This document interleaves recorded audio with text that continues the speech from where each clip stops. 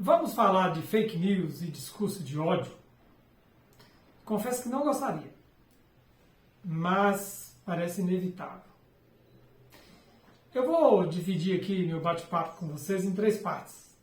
Primeiro, falar um pouco de história, para não perder o costume, história e fake news.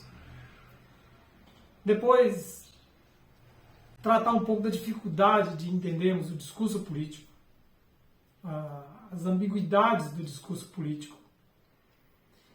E no final, dar minha opinião, minha visão sobre essa problemática que está agitando o Brasil e o mundo inteiro.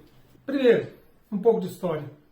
A revista Veja traz uma entrevista com o historiador inglês Peter Burke sobre esse assunto das fake news, da pós-verdade.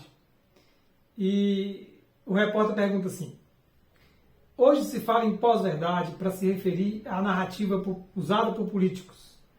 É possível traçar paralelos com estratégias semelhantes adotadas no passado?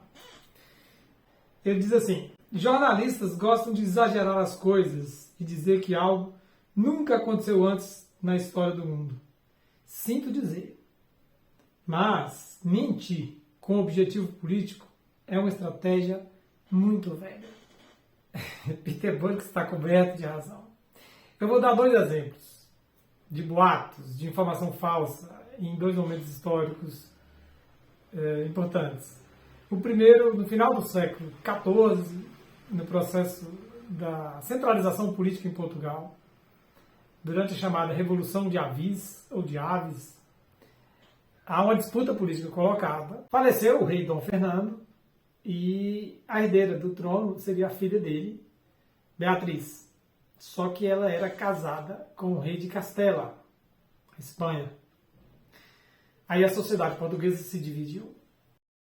Setores mais aristocráticos, mais nobres, eram favoráveis a Beatriz,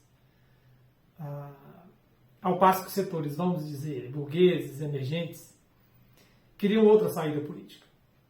Então, há um movimento político para transformar João, chamado mestre de Aves, ou de Avis, no novo rei.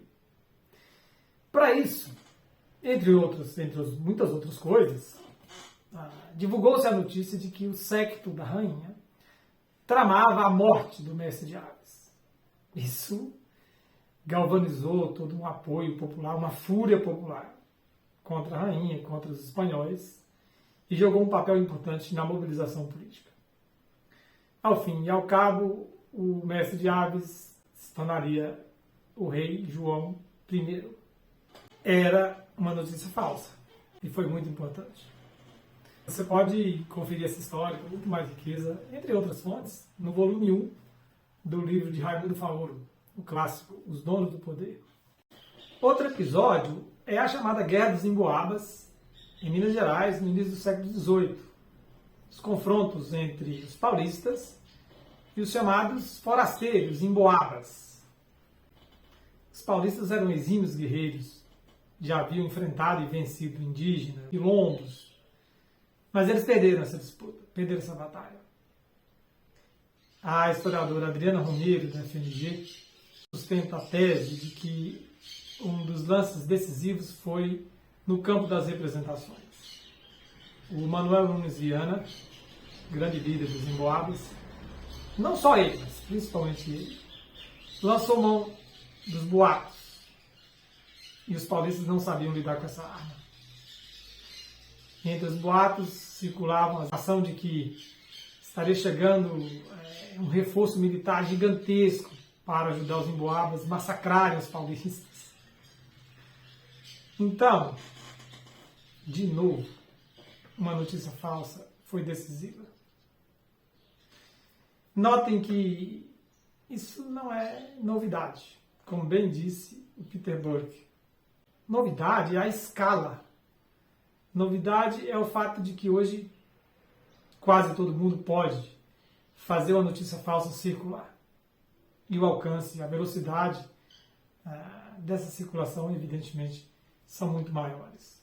Não me parece que fake news, definir o que é e como delimitar, seja o maior problema.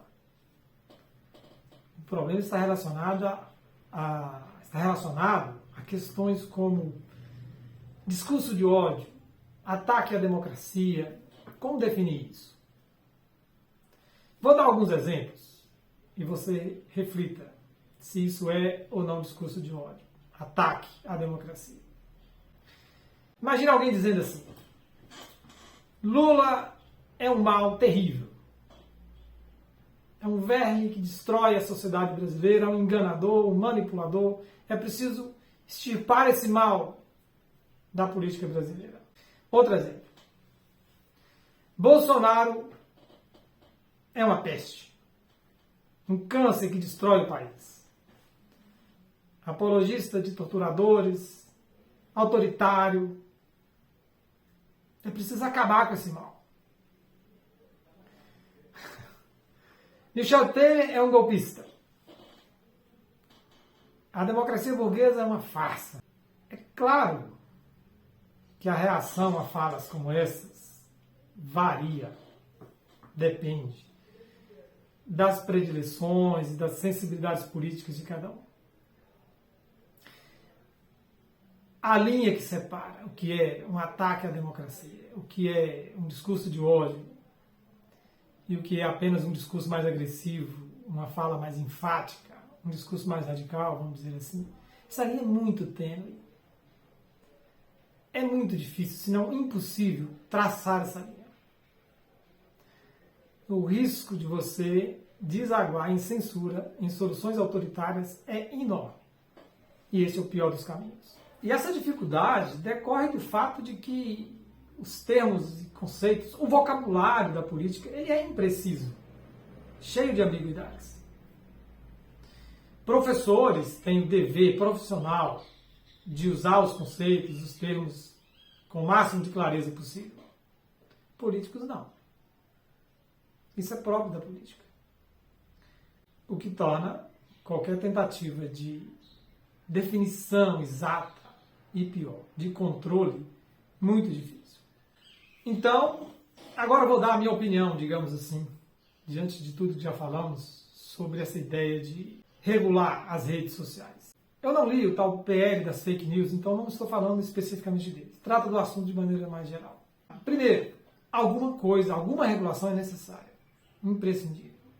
Não dá para a internet ser uma terra sem lei. Segundo, isso para mim é muito importante. Censura não dá. Qualquer margem para censura é problemática. Há muitas pessoas que não consideram, não se preocupam com a censura, até serem vítimas dela. E por fim, eu penso que, à vista de tudo que já falamos aqui, o problema maior não é a rede, não é a plataforma.